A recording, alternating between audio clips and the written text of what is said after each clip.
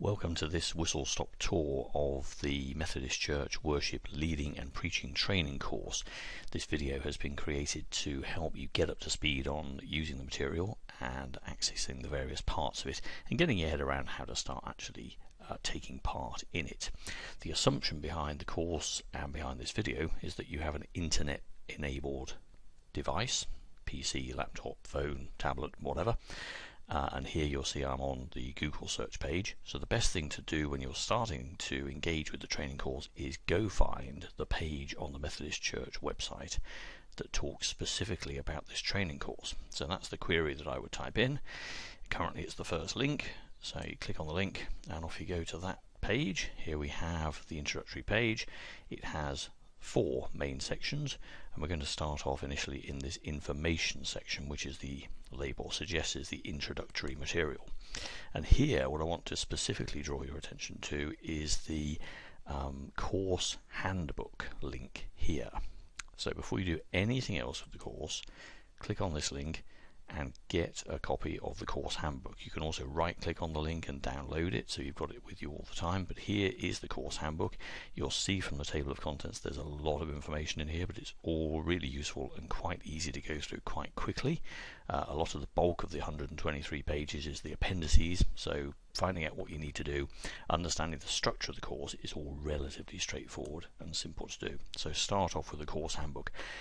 Take your time, read it, get a flavour for it, and then the next thing to do, probably I think, is to go into this section here, the portfolio submission guide. So if you just go back to where we came from, and it's the link down here, click on this link, and what you'll find here is some useful stuff about deadlines. There's some useful videos, but the main thing in terms of actually understanding what a student needs to produce in terms of a portfolio are these links here.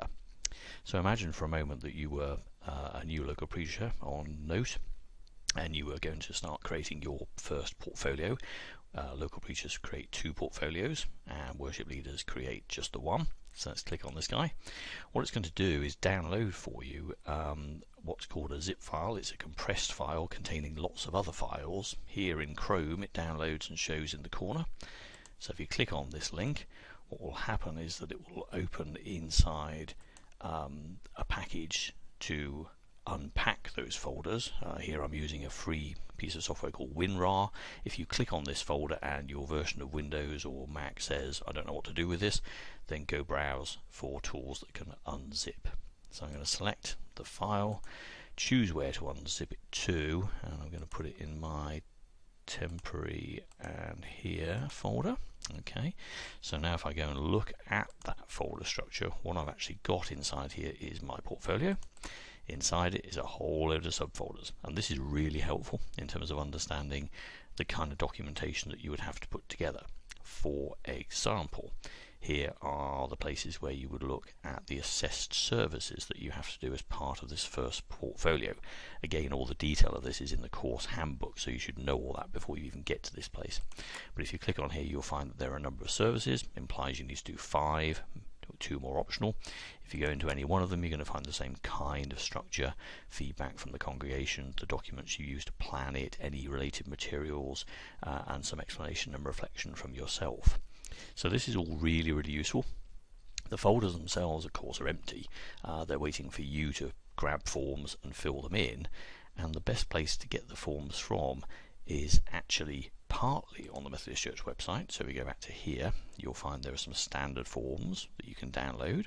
The service feedback form and the planning forms are here, but also most of the forms are actually available online inside the online portal, because as you'll already be aware, the majority of the material, in fact all of it, is actually based online. So we need to go back to the introductory page again and go to the part of the site that tells you how to access the material. So click on the link, and the most important thing is just here. So you click on this link and you log in. Now obviously you will register through your Leaders of Worship and Preachers Secretary your interest on this course, and then Central Office will send you a username and password for yourself as the student. But anybody can access the course anytime just by logging on with a simple username and password. So if we log in with this link over here, you can type in the word development, which is the username. The password is also development. And when you click those two things and you log in, you will find that you're back. Now this whole interface here is using a product called Moodle, which is used in lots of educational establishments for running training courses. And what the Methodist Church has done is create a Moodle type training course for our worship leading and preaching training course. So here you can scroll down. There are some various areas of the system. It looks relatively busy, but this is a useful navigation area over here, some other little widgets, but the main area here is what we're interested in. You'll see there are essentially two training courses. This, as the name suggests, is the pilot version. All 8 modules have been written and are being tested. Here is the full released version of the course. Only 5, you'll see, have currently been done. So here, when you click on the link, you get the expanded navigation over here. But here in this main area are then the modules. Now you'll know from reading the course handbook that there are 8 modules, and that each module contains 3 sections. So if we go into, for example, this first module, you'll find that there are a number of links. All the modules start off with this important information and a start here, but these ones labelled 1.1, 1.2, 1.3, these are the 3 sections within this module. And within each section, if you click on it, you'll find that another window pops up, and this has a very standard format split into 5 areas. Initially, worship, prepare, which is the bulk of the material that you need to read before you then attend an explore session organised for you to join with other people, the apply and reflect to take things further, and the extend for optional extra reading. So that really is how you navigate around the site. It's very straightforward, really.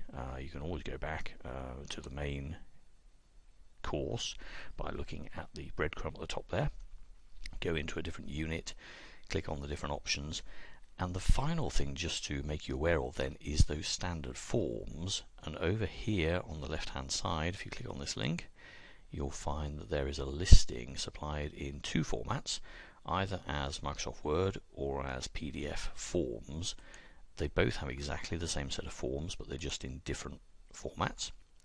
So if you need to, for example, as one of your theological reflections, present a theme in the format of a 10 to 20 minute presentation, then you would download this form and then fill it in. Here are the fields, both yourself and your tutor, and you would save this in the relevant part of the portfolio structure that we've talked about. So here, when we go back to the portfolio A, we've got theological themes, and you're looking to provide material from the different 4 modules. One of those could well be that 10 to 20 minute presentation.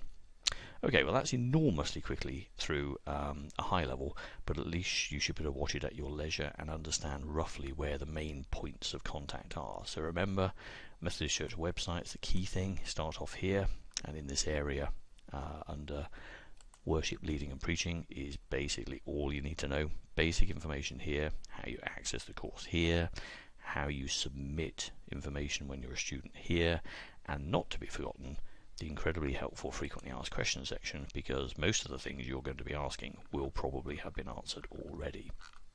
I hope that's been of some use.